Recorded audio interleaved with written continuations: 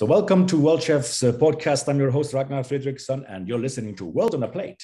And today we'll be talking to Brent Loken, who is a global sustainability and a food system scientist. He's the global food lead scientist for the WWF, the World Wildlife Federation. And he was also the lead author of the Eat Lancet report on food, planet, and health, which would be familiar to you if you've been following our Sustainability Around the World webinar series, brought to you by our partner, Electrolux Food Foundation.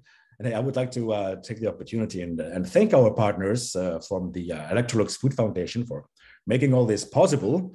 But with further ado, I'm very honored to have a prestigious scientist to talk to us about sustainability and food system transformation, is what we're going to be talking about.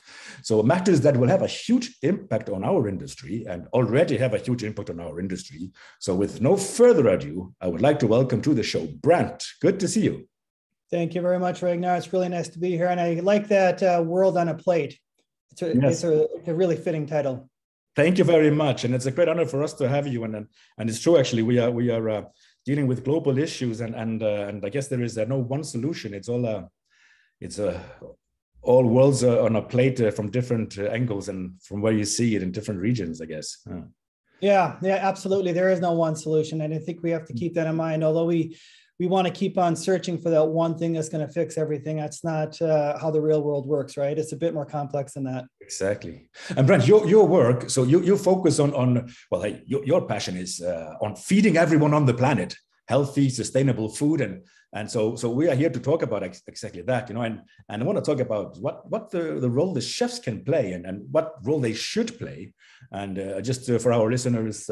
The chefs out there, if they're already panicking of what we're expecting of them, so perhaps you're just here to tell us that it's no real rocket science. It's just that everyday choices that we make will make a difference. So I hope that's what you're going to tell us. So absolutely, yeah. So why is it so difficult to change and make the right choices in your opinion? Just sort of, I'm putting you on the spot now, huh? I don't know. And there's an entire line of science that, studies behavioral change, right? And what actually creates change. This is one of the things that I think we have to be a bit careful about in terms of relying too much on the role of the individual to actually being able to make those changes, right? I think that the role of the individual is absolutely important and in some cases works, but in many other cases, I think it's hard for people to really make the changes that we want of them. Especially, if we're talking about such huge global subjects like climate change and biodiversity loss. I think in some cases, individuals can almost get frozen and, paralyzed. Yeah, that's what we see. Not knowing what to do, right? They're depressed. People are getting depression out of thinking about panicking out of the situation. Yeah. But with food, though, I do want to say that, this is why I actually started to work on food, because it is one of the most powerful things that individuals can actually do to actually create that change, right? And if we are going to focus on one thing, and there's so many things that we're asking individuals to actually do, food is one of the things that I think we have some leverage in terms of being able to create that real change. Yeah. Hey, so we're talking about environment, food systems, food safety, and I'm assuming by this time everybody understands that there is an issue, there is an environmental problem, and a lot of it is related to our food.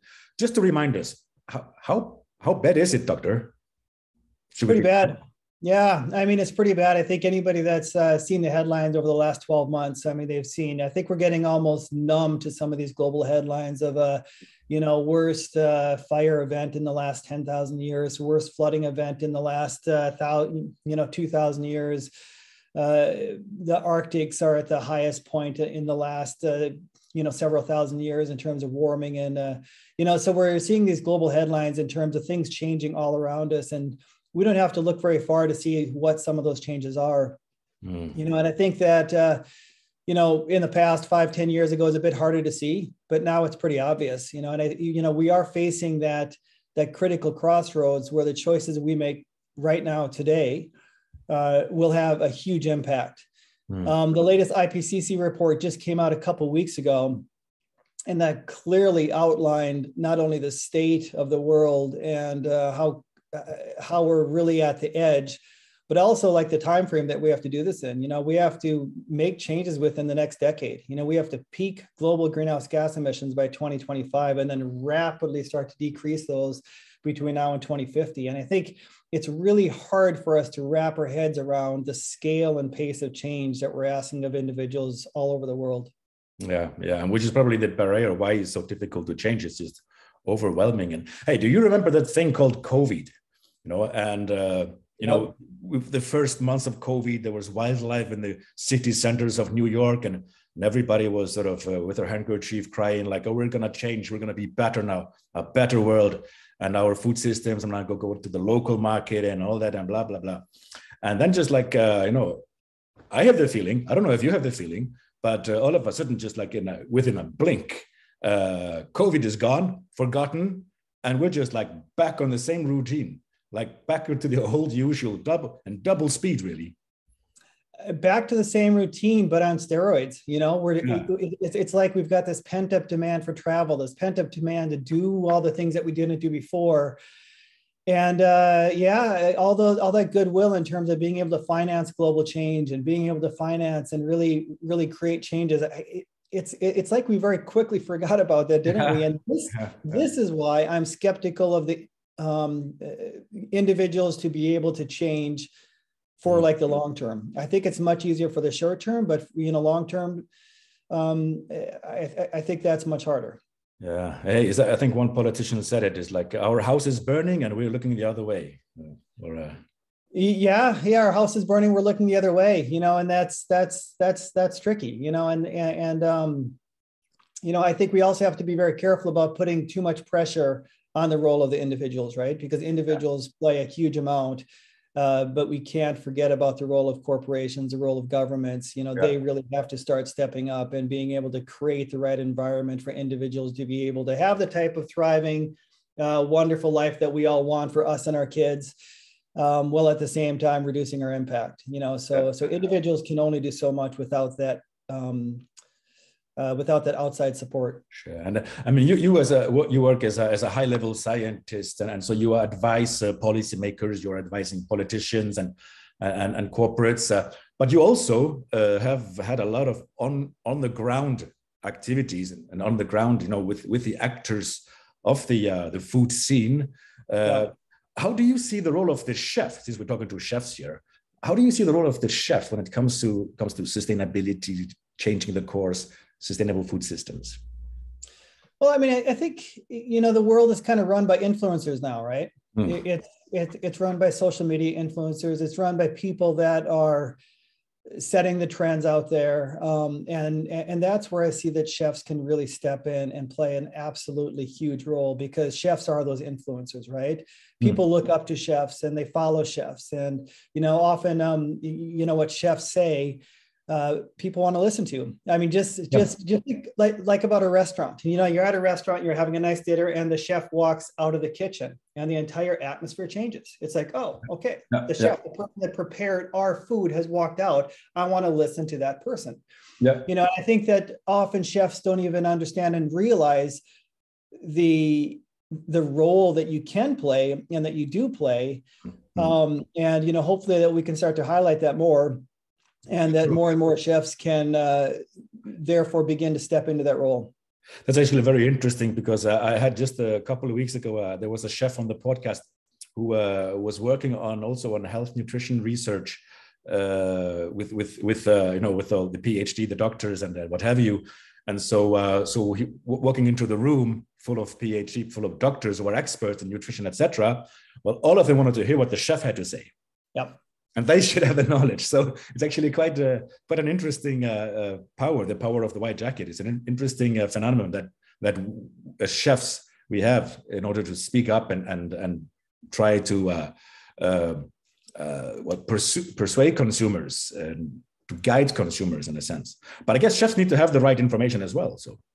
that's the relationship between that I think chefs and science need to have with each other, right? Because with that power comes great responsibility, and given the fact that we've got limited time to be able to actually create these changes, that's why chefs, if they're armed with that proper science, with that latest science, therefore we can start to figure out in terms of how to make this happen, and what kind of changes need to happen, and we also need to support chefs and being able to actually make those changes, create those changes.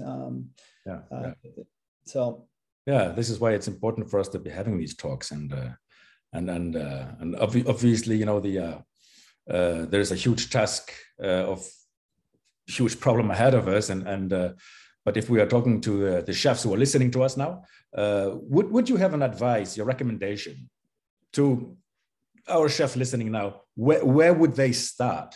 If as a chef, what can I do? What should I do now that could have an impact, in a visible impact? What would be these sort of issues to start with in my restaurant, for example? Yeah, I mean, obviously this is very context dependent, depending on where you live, where your restaurant is, your local situation, right? And I think that the chefs know and understand that better than anyone else, right? I would say that one of the things that where chefs really need to start is to arm themselves with the latest science and to truly understand what that latest science is, so that they understand the pace and the scale of change which is actually required, and to really understand when we're talking about accelerated exponential change and not incremental change, what that means for you and your business.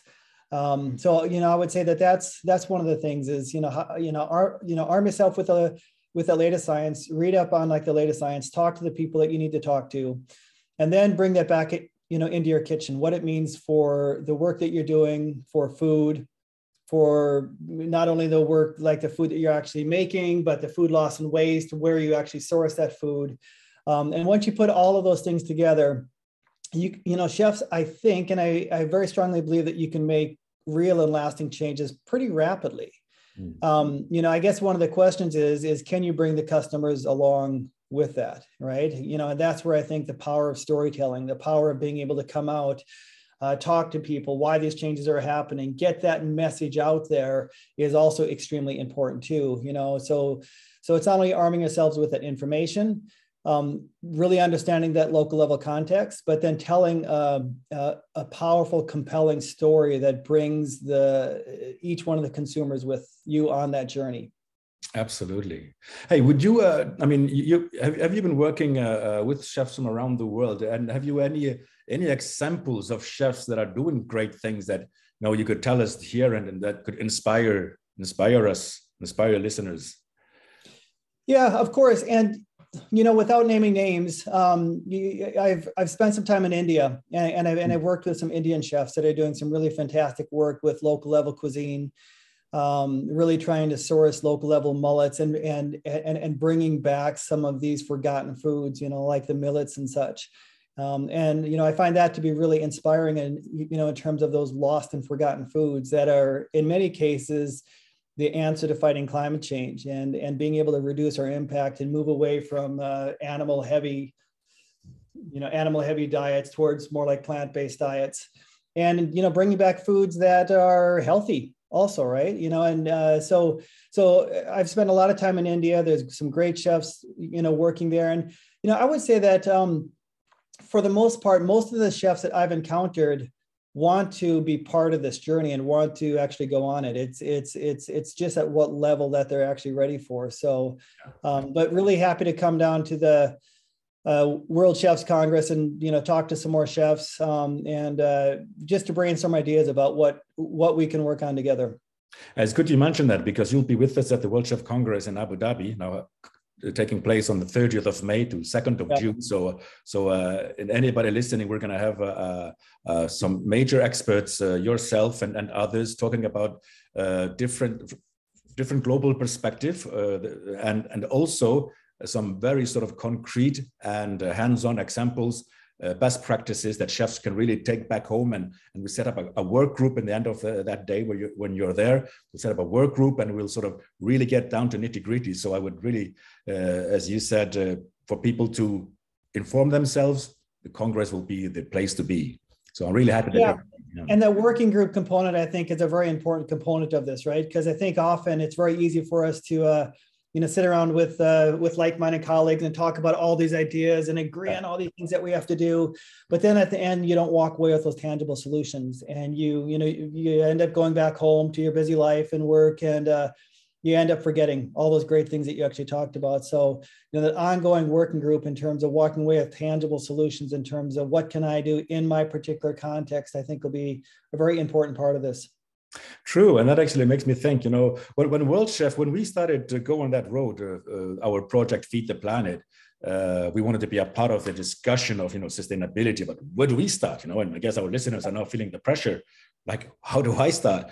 The first thing we did, and it's exactly what you're saying, is that we created, we thought we have to teach ourselves first, and we have to inform ourselves. And that was the first key messaging from us is inform yourself. You're a chef, inform yourself. And what we did is we created a sustainability education program that is actually now available on our website, worldchef.org, which actually is the first stop to go and inform yourself. We'll cover all these issues from animal husbandry to the oceans, the energy, the food waste, the waters, the agriculture, the nutrition. I don't think I left anything out, but it's a sort of really 360 degrees of inform yourself and what your choices are. And then, of course, everybody has to adapt their choices to their, as you said, local market, local conditions, local environment. And yeah, and one of the things that I think is really, really tricky for chefs too is also learning like a new way to cook and prepare food. And if there are some chefs that are more used to preparing more animal products within their menus, asking them to switch towards potentially serving different sorts of foods is not an easy it is not an easy road to go down often. So, we also got to come up with smart ways, not only arming them with that information, but also being able to support chefs that want to take this journey in terms of how to do it and even how to cook different foods. I know I've spoken with chefs that are working in like school kitchens and such. And they say, we want to do this, but we don't know how to do it. And we don't know how to do it for the amount of people that we're serving. So, everybody that we have to arm with this information, from chefs that are serving food at these, elite high level restaurants to those that are serving more people in school canteens or, other areas to chefs that are preparing food in market stalls on the road in Bangkok. Right. And how we do that and how we do that for all chefs and make sure that it's an inclusive process is something that I don't think we have the answer for yet, but it's something that we should definitely all really work towards, aspire to. Yeah, and no, you're right. It's really comes down to education, and now you're putting the pressure back on world chefs, because hey, I think that is our role, is to help to educate our members, to help bring relevant information to our members, and through our partner of culinary schools, make sure that these topics are being taught and explained in culinary schools to the younger chefs who are coming up, because I guess change will come through those who are, for next generation, as you said, it's not gonna, chefs still need to cater to customers' expectations, and restaurants, they are there to bring pleasure to people. And chefs are creative, but artistic people, but at the end of the day, restaurants are businesses. Yeah, absolutely. Do you ever touch on that issue of like, how can we reconcile your recommendations with the business profits of restaurants? Are they clashing, or can it actually be reconciled? Can it be a positive impact on profits to let's say more plant-based, more sustainable? Yes, it can be reconciled, but I also don't want to be naive enough to say that this is not going to be tricky to solve, right? Because I think that many restaurants are established based on a certain set of cuisine, a certain set of foods, and then to automatically switch that or to start promoting other types of foods is not something that can be done overnight. And we have to be very sensitive to some of these trade-offs and be very sensitive in terms of working and trying to think about how can we still profit, because making money is not a bad thing. And how can we profit while at the same time reducing our impact? And there are ways of actually reconciling those. which don't necessarily automatically mean completely switching your entire diet. It's also one of those things where even, among certain clientele, if you label something plant-based or a plant-based food, or you put that in the menu, people won't buy it. Correct. So how do we actually even, what do we call them? How do we potentially prepare a dish which might be plant-based and people don't even know it? So how do we serve it in a way which it's absolutely delicious and people love it? And being plant-based is just almost like a secondary thing, right?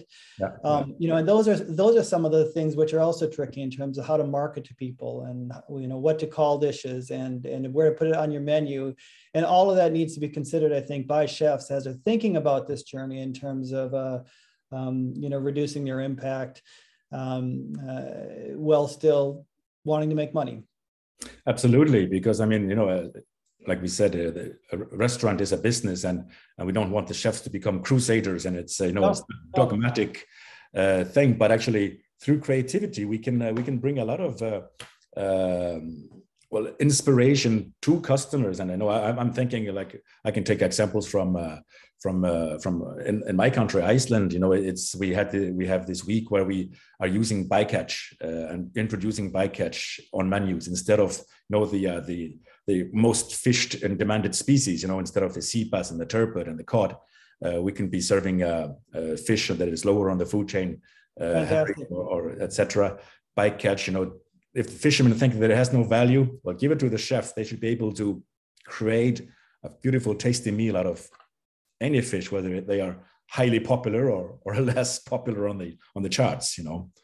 Right. And this is one of the roles that chefs can really play, is to influence and chart that course for us, right? Mm-hmm. Because there is this perception among a lot of people that plant-based means not very tasty. I'm not going to get full. It's for those tree huggers over there, right? Give me my meat. Give me my meat. And this is where, chefs can demonstrate that you can still make that tasty, wonderful, amazing food, and you don't even know that it's plant-based, right? And, I think chefs are some of the only individuals out there, the very few individuals out there that can really chart that course for us, that can do that experimentation and that creativity component that you were talking about. This is a time that we need the creatives out there creating dishes, creating different paths and different ways of combining foods, of using those ancient grains or whatever it is, whatever context you're in.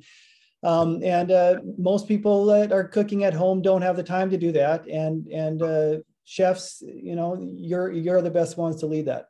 Yeah. And no, it's that, as I said, that fine balance between proposing a change, but making it has to have a business sense as well. So it has to be a very, very soft and subtle way. And another example I think of is a restaurant in Stockholm, actually, Samuelsson, Samuel's restaurant.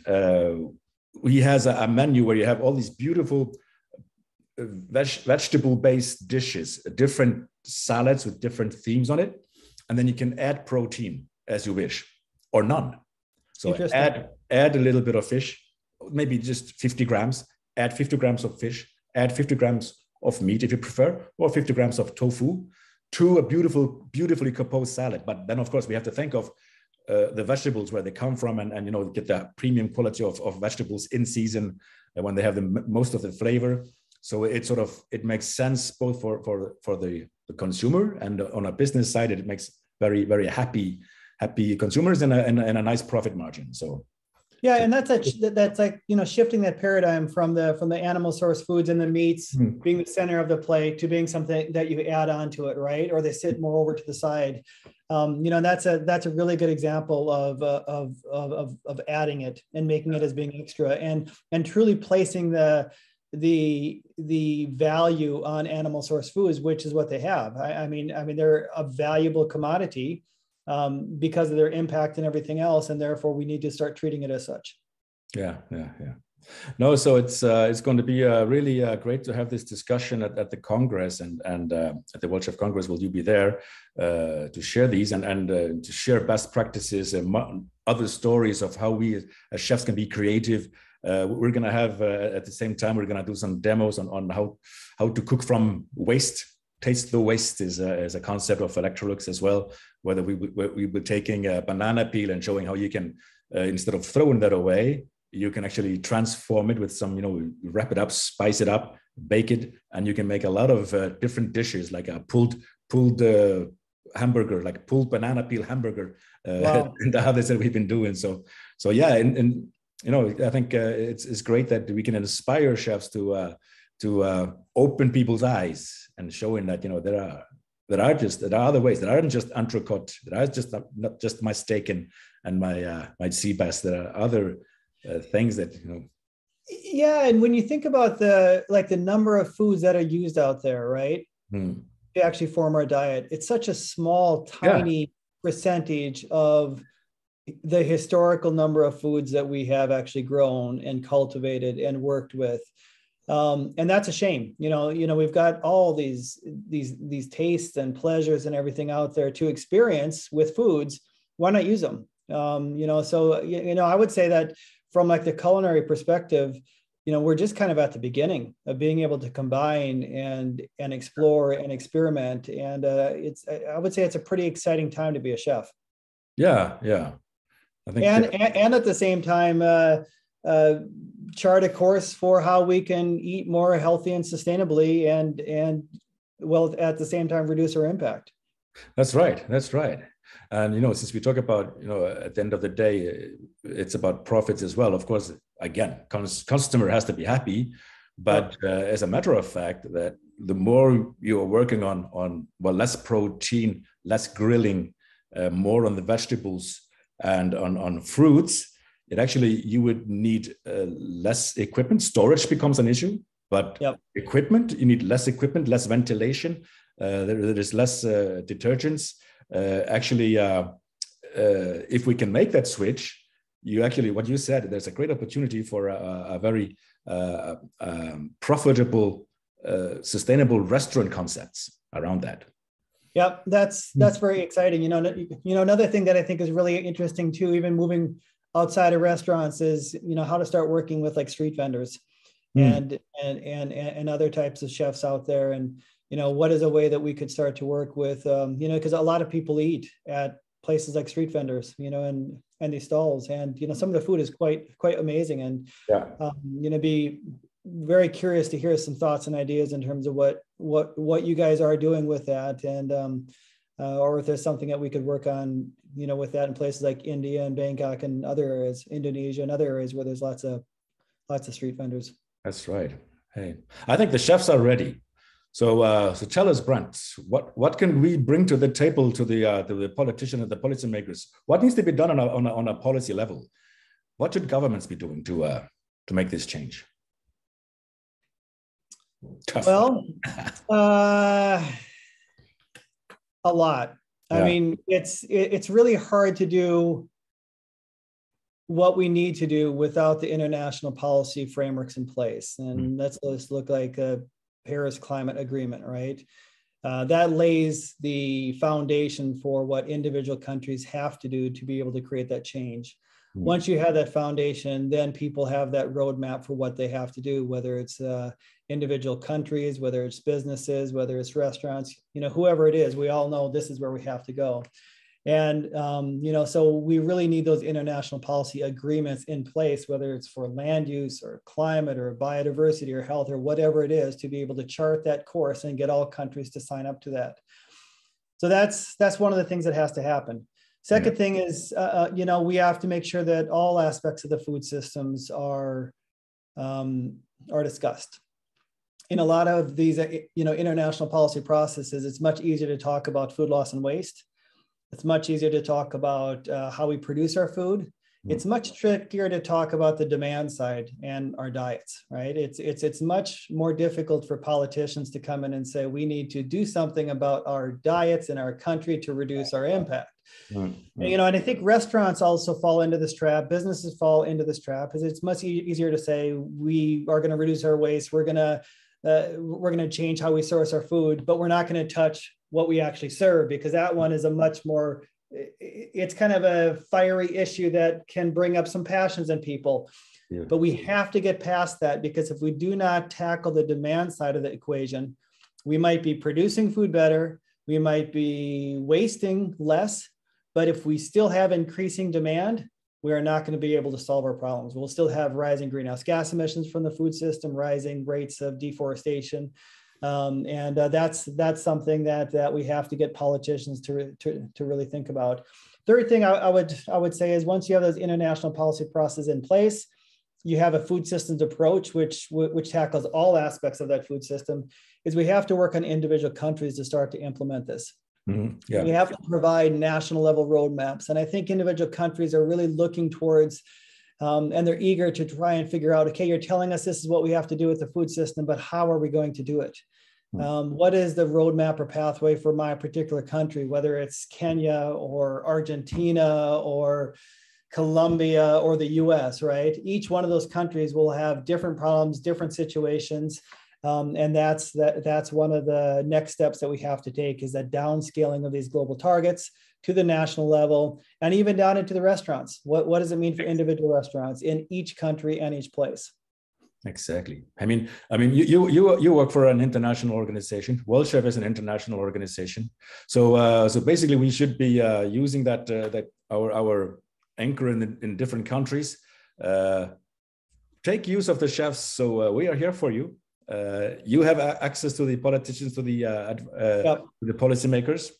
How can World Chef be and our members around the world? How can you use us as your change agent? Maybe something that we should have a discussion about. I hope. I think we should. It's a delicate balance of that push and pull between the top-down policy process, right, and the political pressures that policymakers face, and the bottom-up pressure to be able to create the environment so that the policymakers up top will actually create that change. And it's this balance between that push and pull between both of them, right? That's right. And I think what chefs have to do, the more active that chefs become, the more that you're armed with that information, the more that you create a consumer base, an active consumer base, and those compelling stories where you get more and more people out there demanding this of politicians. Exactly. I think that's where chefs can really create that bottom-up pressure that will create the environment and allow the politicians, negotiators at these conferences to say, okay, the movement is there, the will is there, it's time to create change. Absolutely. No, I'm with you on that. And maybe where the chefs can come in is exactly where you say is that maybe we can help change consumer perception with suggesting different dishes, different courses, different alternatives that still will create a lot of pleasure to people. And show that it can be done, it can be profitable, it's a positive thing, and that there's people willing to do it. Absolutely. Mm-hmm. Now that's that's a pact. We have a deal. Well, yeah. I mean, what other options do we have? I mean, we have to do this. We are definitely moving past the time of talk, and we're in the action phase now. And each one of us has a role to play, whatever you are, right? Whether you're a chef, or you're a painter, or you're a parent, or you're a politician, or you're an athlete, whatever you are, we each have to figure out what that is and play that role.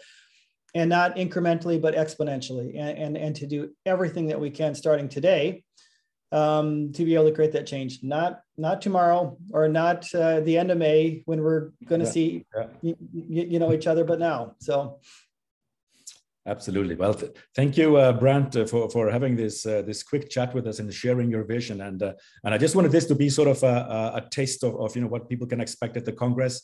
That should come to the World Chef Congress, and we will have a deeper discussion about this and workshops and real hands-on. But you are right, people shouldn't wait till end of May to start. Start by going to worldchef.org and take the sustainability education seminar. It's there for them, it's online, and that'll actually be the step one, is to inform yourself, educate yourself. And then step two is implement. The world is on our plate, right? So on our plate. Yeah. Absolutely. Hey, Brent, it was a pleasure talking to you. I want to thank you again for coming on the show, and I can't wait to see you at the World Chef Congress in Abu Dhabi. And so I just want to thank you again, and wish you happy days until then, until we meet. Thank you very much, Ragnar, and thank you very much for the work that you're doing. We need more leaders like you stepping up to be able to create this change and educate people and everything. So it's a deep, heartfelt thanks to you and all. Appreciate that. Thank you. And thank you, our listeners out there. Thank you for listening to World on a Plate. This is World Chefs Podcast. I'm your host, Ragnar Fredriksson, and we'll be talking to Brent Loken that we'll see again at the World Chef Congress. And I hope all of you have you've reserved your seat, because we're going to have a great event where we as an industry are going to come together and rise together after a difficult period with in a message of hope and unity. Hopefully we make a change for a improvement and a better future for our industry and for the planet as a total. So that is a ambitious statement that I'm sure that all you listening, we're going to live up to that. So I want to thank you again. Thank you, Brent. Thanks very much. Take care. Bye-bye. Bye.